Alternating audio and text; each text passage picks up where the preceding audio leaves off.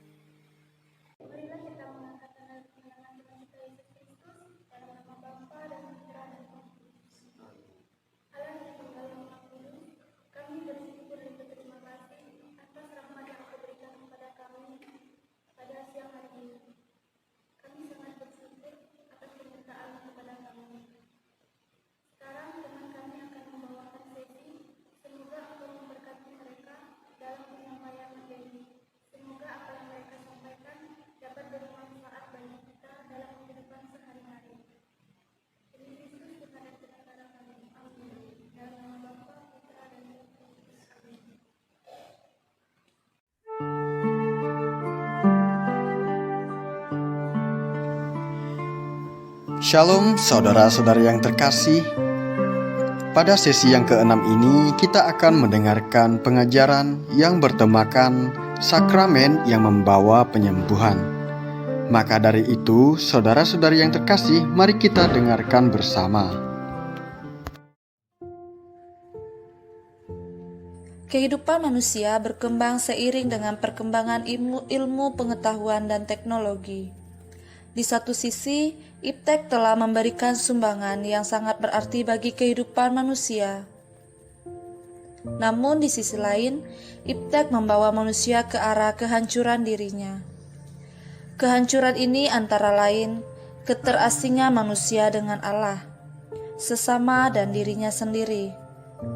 Keterasingan ini membawa dampak yang merugikan manusia, yaitu batin yang terluka. Tetapi kita patut bersyukur karena gereja telah menyediakan sarana-sarana bagi kita umatnya, yakni melalui sakramen-sakramen gereja. Di situ kita telah mengalami perdamaian dan pengampunan atas segala keterasingan kita dengan Allah, sesama dan diri sendiri. Dalam sakramen yang sebagai tempat pertemuan dan sarana komunikasi antara Allah dan manusia, akan menemukan kembali arti makna dan nilai kehidupan imam dalam dirinya. Sakramen dan penyembuhan. Semuanya, perkenalkan, nama saya Novel Niklara. Di sesi ini saya akan membawa tentang sakramen dan penyembuhan. Saudara-saudari, di sini saya akan menjelaskan pengertian tentang sakramen. Nah, di mana sakramen adalah tanda kehadiran Allah yang nyata dan kelihatan serta efektif, di mana Kristus datang pada kita dan masuki hidup kita, atau manifestasi cinta kasih dan penyelamatan Allah kepada kita di dalam Yesus Kristus. Dan kata lain, sakramen juga adalah tanda kehadiran Allah yang menyelamatkan. Ini ada 7 sakramen yang akan saya jelaskan, saudara-saudari semuanya. Yang pertama itu ada sakramen baptis.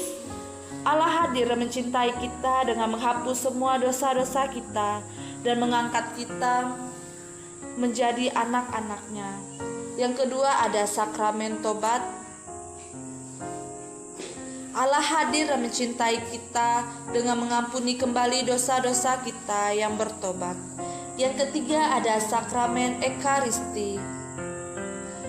Sakramen ekaristi, Allah hadir dan mencintai kita dengan memberikan santapan kudus, yaitu tubuhnya sendiri sebagai jaminan kehidupan. Yang keempat ada sakramen krisma. Allah hadir dan mencintai kita dengan menganugerahkan Roh Kudus agar kita siap sedia menjadi saksi Kristus di tengah-tengah masyarakat. Yang kelima ada sakramen perkawinan. Allah hadir dan mencintai suami istri yang menyatakan dirinya untuk saling mencintai seumur hidup.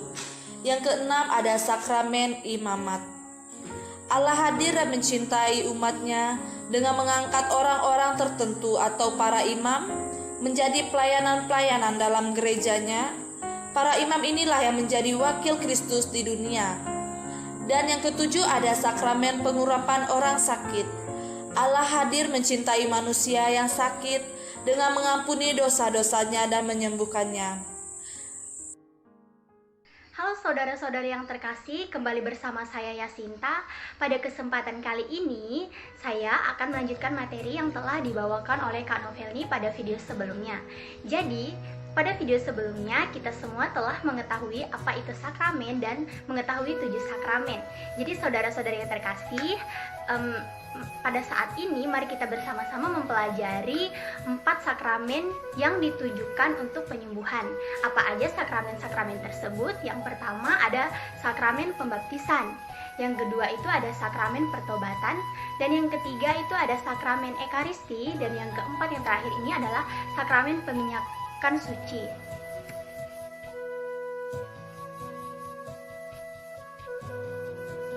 Jadi, apa itu sakramen pembaptisan? saudara-saudari yang terkasih, mungkin kita sebagai umat Katolik telah menerima sakramen pembaptisan sejak kita setelah dilahirkan dari rahim ibu kita. Nah, pada saat itu kita akan dibaptis oleh imam atau oleh pastor, oleh romo. Jadi pada saat itulah kita menerima sakramen pembaptisan.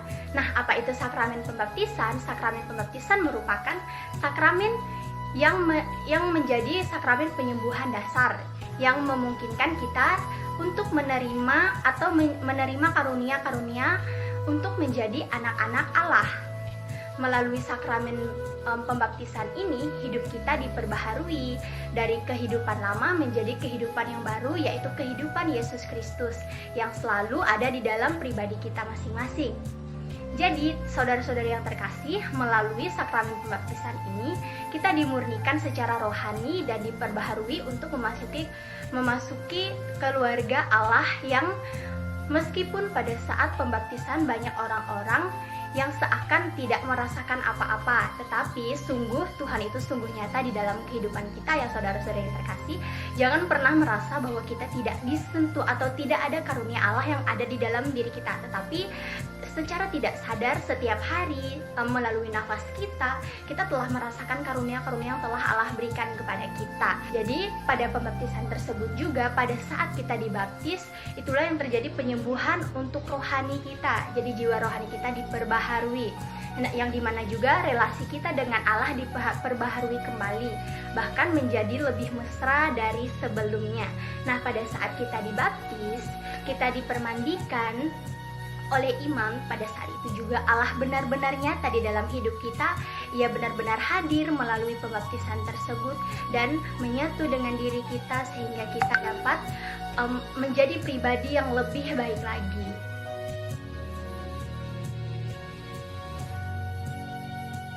Selanjutnya ada sakramen pertobatan. Apa itu sakramen pertobatan? Mungkin seringkali kita mendengar kata tobat. Jadi kata tobat itu dimana kita bertobat, kita mau mengakui segala dosa-dosa kita mau mohon ampun kepada Tuhan, kita mau menyerahkan seluruhnya hidup kita kepada Tuhan, perbuatan-perbuatan lalu kita. Nah, dalam hal tersebut, apa saja yang perlu kita lakukan dalam hal mengakui dosa kita? Nah, yang pertama yaitu kita perlu menyampaikan dosa-dosa kita kepada seorang imam. Nah, pada saat itu saudara-saudari, kita bukan memohon ampun kepada imam, tetapi kita memohon ampun kepada Allah. Karena sesungguhnya bukan imam yang mengampuni kita, tetapi Tuhan yang mengampuni kita, hanya saja melalui seorang imam atau pastor. Saudara-saudara yang terkasih, sebelum Paskah itu biasanya ada dilakukan setiap minggunya itu ada yang namanya penerimaan sakramen pengakuan dosa. Nah, pada saat itu saudara-saudari kita semua sebagai umat Katolik itu dipersilahkan untuk memohon ampun kepada Tuhan, yaitu mengakui segala dosa-dosa kita, segala kesalahan kita. Nah, pada saat itulah kita harus terbuka kepada Tuhan, kita harus menyampaikan apa-apa saja dosa kita, apa-apa saja dosa-dosa yang telah kita lakukan. Nah, pada saat itu imam akan membantu kita untuk menyampaikan apa saja dosa kita sehingga kita bisa diampuni. Nah, pada saat melakukan pengakuan dosa pula tidak perlu adanya pembelaan diri. Seperti contohnya ya, Tuhan, saya telah mencuri uang orang tua saya begitu. Nah, tetapi Tuhan, saya melakukan pencurian itu untuk saya beli es krim. Saya pengen sekali makan es krim begitu ya. Nah, itu adalah seperti pembelaan diri, seperti misalnya kita melakukan dosa itu secara tidak sengaja begitu ya. Nah, tetapi itu adalah dosa yang sangat tidak boleh dilakukan, karena di suatu sisi kita melakukan dosa, kita mencuri. Nah, di sisi lain kita menambah dosa kita dengan kita membela diri seperti itu. Misalnya kita sudah mencuri, tetapi di satu sisi kita membela diri kita, Tuhan, saya melakukan ini karena terpaksa kok Tuhan, saya tidak sengaja melakukan ini Tuhan, begitu. Nah, jadi saudara-saudara yang terkasih, kita tidak perlu melakukan pembelaan diri. Misalnya kita mengakui dosa, Tuhan, saya telah mencuri uang orang tua saya, ampunilah saya ya Tuhan. Terus misalnya, Tuhan, tadi saya lupa mengerjakan tugas saya Tuhan, jadi saya lupa sehingga saya dimarahi oleh dosen saya begitu. Nah, seperti itu. Jadi dalam pengakuan dosa kita tidak perlu melakukan pembelaan diri. Kita harus mengatakan dosa-dosa kita disertai dengan alasan-alasannya juga. Itu misalnya lebih lanjutnya. Tetapi tidak perlu melakukan pembelaan diri begitu.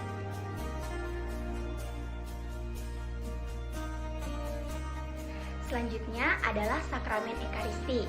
Saudara-saudara yang terkasih, mungkin kita tidak asing mendengar kata Ekaristi karena bagi umat Katolik setiap hari Minggu kita melakukan perayaan Ekaristi. Nah, pada saat perayaan Ekaristi tersebut, misteri kehadiran Yesus Kristus di dalam sakramen Ekaristi merupakan sesuatu yang sangat terselami melampaui akal budi, di mana Ekaristi ini merupakan warisan atau tanda kasih Allah yang begitu besar yang Ia tunjukkan kepada kita melalui perayaan Ekaristi setiap harinya. Begitu baiknya Tuhan kepada kita, oleh karena itu setiap minggunya itu kita diberikan kesempatan untuk menerima sakramen Ekaristi, untuk menunjukkan betapa besarnya kasih Allah kepada kita, betapa murninya kasih Allah kepada kita. Oleh karena itu kita harus mengikuti perayaan Ekaristi dengan baik setiap hari minggunya. Nah, saudara-saudari yang terkasih, wujud nyata dari kehadiran Yesus di dalam perayaan Ekaristi itu yang dimana kita menyambut tubuh Kristus yang berupa sakramen.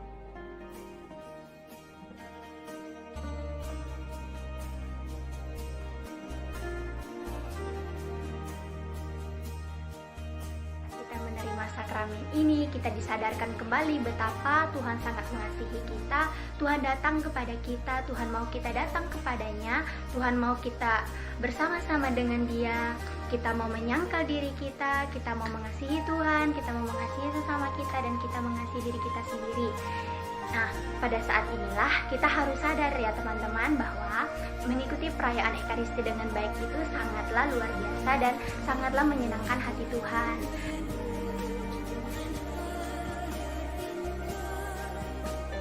Shalom saudara-saudari yang terkasih, nama saya Thomas Aquino. Pada kesempatan kali ini, saya akan menyampaikan penjelasan mengenai sakramen perminyakan suci atau yang biasa dikenal dengan perminyakan orang sakit. Saudara-saudara yang terkasih, dulu orang begitu ketakutan saat akan diberikan sakramen perminyakan suci, karena yang ada dalam benak mereka bahwa mereka akan meninggal setelah menerima sakramen ini. Itu wajar karena sakramen ini dulunya memang hanya diberikan kepada mereka yang segera akan meninggal, pada mereka yang menghadapi sakrat maut. Setelah Konsili Vatikan kedua, nama sakramen ini dirubah menjadi sakramen perminyakan orang sakit. Orang dapat meminta sakramen ini sesudah mereka menyadari bahwa mereka mengalami sakit yang mungkin mengantar mereka pada kematian. Mereka yang dioperasi di rumah sakit juga bisa meminta sakramen ini karena tak dapat dipungkiri bahwa operasi yang sederhana juga bisa saja mengalami kesulitan dan tantangan. Gereja juga mengakui bahwa mereka yang telah lanjut usia memiliki hak untuk memperoleh sakramen ini karena orang-orang yang lebih tua lebih dekat pada kematian karena usia mereka yang lanjut dan cenderung mudah terkena penyakit. Dalam sakramen ini, yang ditekankan adalah penyembuhan secara utuh, bukan hanya menekankan pengampunan seperti dulu. Bukan lagi dinamakan sakramen terakhir, diberikan pada yang sakit berat atau serius dan tak harus menunggu sampai pada bahaya maut. Tujuan sakramen ini ialah untuk menguatkan si sakit dalam menghadapi penyakit yang dideritanya. Doa-doa yang ada dalam sakramen ini sendiri ditujukan pada permohonan untuk kesembuhan. Jadi, ritus ini merupakan tindakan iman karena pelayanan ini mengingatkan kita untuk mempercayai Tuhan tanpa peduli apa yang terjadi atas kita. Ini adalah sakramen yang menunjukkan pengharapan kita kepada Tuhan karena memungkinkan kita untuk mempercayai Tuhan bahwa dengan bantuan Tuhan, penyembuhan dapat terjadi. Sehingga sakramen ini menjadi sakramen cinta, karena dengan cinta Tuhan menyentuh kita dengan cara yang khusus dan kita merasakan secara mendalam betapa besarnya cinta Tuhan kepada kita umatnya.